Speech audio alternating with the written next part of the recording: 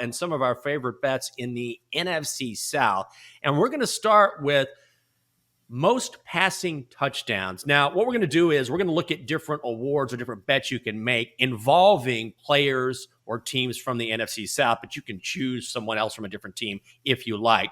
But when you talk about the NFC South, of course, you talk about Tom Brady, who is the third favorite to throw the most passing touchdowns at plus 650. Justin Herbert is the favorite at plus 550. Then it's Josh Allen. More down the list, Matt Stafford 9-1, Patrick Mahomes 9-1, and Joe Burrow at 9-1. Would you put money on Tom Brady at plus 650, or do you like someone else? I would not be shocked if it's Tom Brady. I'm not sure if the value's there because he's one of the favorites, but I think there are several factors that go into it. Is this a passing offense, a team that's going to pass the ball first when it comes to the end zone? Because looking at Josh Allen, I think he is another good candidate for this, but also he is so dynamic with his feet that some of these touchdowns may be taken away by the fact that he can run it in the end zone himself. And he's certainly a threat to do that each time he has the football in the end zone. So I think you're looking at pass first quarterbacks in a pass first offense. And, top of the list is Tom Brady. Matt Stafford actually finished the season with 41 touchdowns last season. Maybe he's a candidate for this award as well. Justin Herbert, I'm not sure if that's a team that's going to be running the football nearly as much as some of these others. So maybe it's Justin Herbert, maybe it's Tom Brady. I think those are my two leading candidates, but also they're towards the top of the leaderboard. So it's not a hot take. No, it's not a hot take, but it's not a bad bet either. And I know we discussed this a little bit yesterday, but I really, really love the addition of Russell Gage to the Bucs. And of course you have Chris Godwin. Of course you have Mike Evans.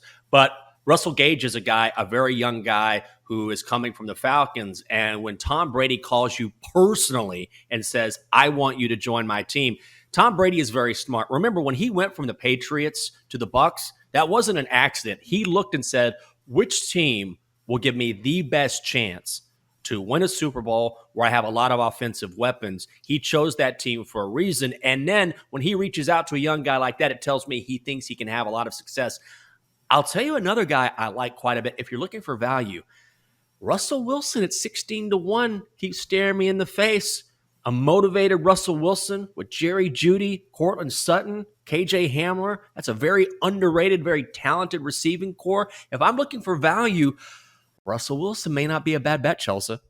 I wouldn't be shocked because look at the team he was on last year. He had deep ball threats, but really it was a pitiful team in the Seahawks that had an offense that really was stuck in, the last decade when it came to the play calling. So maybe now that he has a full arsenal of receivers at his disposal, especially receivers that people don't generally talk about as being some of the best receivers in the NFL, but he does have a good core of receivers. And he is a guy that has proven that he alone can be the spark plug for this offense. So I wouldn't talk you off that, especially with the value.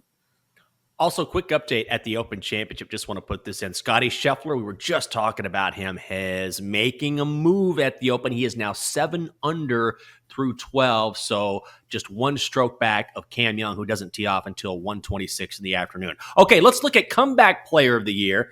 Jameis Winston, of course, a member of the Saints in the NFC South. He is the co-favorite with your boy Derrick Henry at 5-1. Christian McCaffrey plus 750. Michael Thomas of the Saints 10-1. And Marcus Mariota of the Falcons 12-1. You'd have to put a gun to my head to bet anything regarding Marcus Mariota. Like, absolutely not. I don't think he even finishes the season before they give Desmond Ridder a shot. So that is an absolute stay away. But who you like here?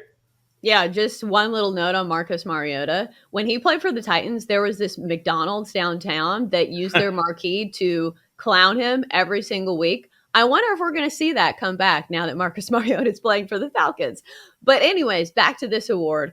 If you look at the history of Comeback Player of the Year, the last 4 times we've seen a quarterback win this award. So usually that's the case when it comes to any kind of award. The quarterback is going to get a huge leg up just because they have the opportunity and they're at the forefront of everybody's mind because they're involved in every single play. So I think Jameis Winston certainly has a shot. That's why he's at the top of the leaderboard. Let's take a look at Christian McCaffrey. I think the question mark is, can he stay healthy? But when he's healthy, he is a top 5 player in the NFL. So now that maybe Baker Mayfield can take some of the pressure off of him, maybe the fact that they got Deontay Foreman from the Titans to take some of those carries where he doesn't have to carry the rock every single time. But we're talking about a guy that can catch the ball, can make incredible plays. I think he's done like flips on the field. So Christian McCaffrey, I would not be shocked if it's him, but I think it's going to take a lot to pry this award from the hands of Derrick Henry and even Jameis Winston. I am not a Jameis guy, as you know, but I like where your head's at with Christian McCaffrey at plus 750. I think that's a really good bet. But I do think Derrick Henry will be that guy because the one thing we know is that he is going to be fed the rock come hell or high water. The Titans will make sure he gets his carries. What about offensive rookie of the year? Now, in the division, Drake London of the Falcons out of USC, the receiver is at 8-1. The second favorite to Kenny Pickett. Oh, Kenny Pickett of the Steelers at 5-1. And then Chris Olave from the Saints at 10-1. Anybody you like here? I think this is a award that I'm probably staying away from, but we've seen receivers come in their rookie seasons and make a huge impact. And look at what the Saints did to move up to get Chris Olave. So clearly they like this guy. Clearly they're going to give him some touches in this offense. A lot of it hinges on the success of Jameis Winston as well. But I think the front runner for me in the clubhouse is probably Chris Olave. We've seen him make a huge difference on that offense for Ohio State. I think he's going to have a good year. Oh, I would not bet Chris Olave because Why not? the Saints, because A, Michael Thomas is going to be back, and B, I don't trust Jameis. And then C, you've got Dennis Allen, who is going to be a defensive-minded head coach. That's his background. And he's already said, we're going to focus on defense and slow it down on offense. And so to me, it sounds like Chris Olave won't get the touches that maybe we think he's going to get. I like Breece Hall of the Jets, 18-1. Followed him at Iowa State. He can do it all, can catch the football, can run it. I think there might be some value on him at 18-1.